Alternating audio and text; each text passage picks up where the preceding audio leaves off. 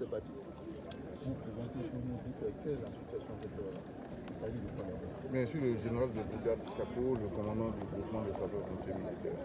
Cette nuit, aux environs de 0h30, nous avons été alertés par... Pardon.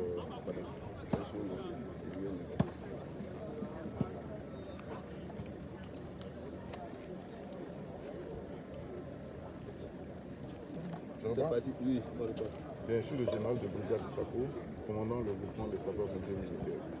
Cette nuit, aux environs de 0h26, on a été alerté pour l'effondrement d'un immeuble à Cocody-Angré, 8e tranche, derrière l'immeuble CGK. C'est une zone bien connue. Sur place, nos équipes ont constaté effectivement l'effondrement d'un immeuble R+4 qui s'est affaissé sur pratiquement la moitié de l'immeuble et l'autre moitié est dans une position penchée. On a pu extraire de l'immeuble au moment de l'intervention 30 personnes, 17 qui ne présentaient pas de lésions particulières et 13 qui ont été évacués dans les hôpitaux de CHU d'Angré, CHU de Cocody et dans une clinique de la place. Les recherches ont continué parce qu'on nous signalait la présence de personnes dans les décombres. Donc on continue les recherches et nous avons pu, à l'heure où je vous parle, repérer 3 corps. 2 ont déjà été extraits, le 3e est en cours d'extraction, mais il serait fort possible qu'il y ait encore des corps sous les décombres. Nous attendons l'arrivée imminente d'une pelleteuse qui va nous aider dans le déblai de l'immeuble. Pour récapituler le bilan, c'est à cette heure-là, combien de personnes décédées? Donc 33 victimes, dont 3 décès. Un bilan provisoire. Combien de personnes sont déployées au niveau de votre équipe sur le terrain avec quelle... Sur place, aujourd'hui, nous avons une 50aine d'hommes avec 10 engins d'incendie.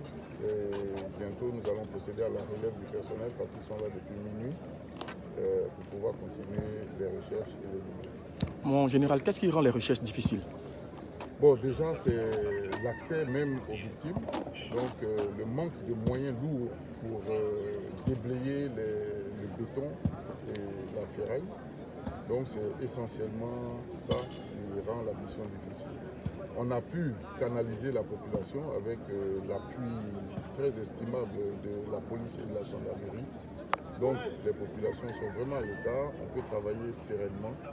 Je pense que ça va aller beaucoup plus vite lorsque les moyens demandés vont arriver. Il s'agit essentiellement d'une pelleteuse. D'accord. Et la pelleteuse va servir à quoi? La pelleteuse va nous aider à extraire les gros blocs de béton. Parce qu'il y a des zones auxquelles on ne peut pas accéder à cause de la présence de ce béton armé, parce qu'il y a du fer. Donc il faut l'extraire, il faut du matériel lourd dont les pompiers ne disposent pas. D'accord, vous dites que vous avez repéré 3 corps dont 2 ont été extraits. On peut avoir la tranche d'âge des corps extraits? Bien, c'est un enfant d'environ 3 ans et une dame d'une quarantaine d'années. On a repéré un homme, mais il n'est pas encore extrait. Lorsqu'il sera sorti des décombres, on pourra estimer son âge et peut-être trouver son identité. Est-ce qu'il y a espoir encore qu'on retrouve des survivants? Bon, tant que la mission n'est pas terminée, je pense que l'espoir est perdu. Mon général, est-ce que vous savez bien utiliser les chiens comme la dernière fois à Crèche malheureusement? Oui, les chiens nous permettent de localiser les zones où il y aurait des hommes, morts ou vivants. Donc une fois que la zone est accessible, les chiens sont lâchés pour qu'ils puissent marquer des zones. Est-ce que vous pouvez expliquer physiquement ce qui s'est passé? Est-ce que quel étage c'était passé dans quel étage? Bon, ça c'est... En fait, il y a 2 niveaux qui se sont affaissés sur les 2 autres. Le 3e et le 4e s'est affaissé sur le 1er et le 2e. Donc au niveau du sol, on a le 3e étage carrément. Bon, ce qui a produit ça, on ne saurait le dire tant qu'une enquête menée ne puisse révéler les causes de cet effondrement.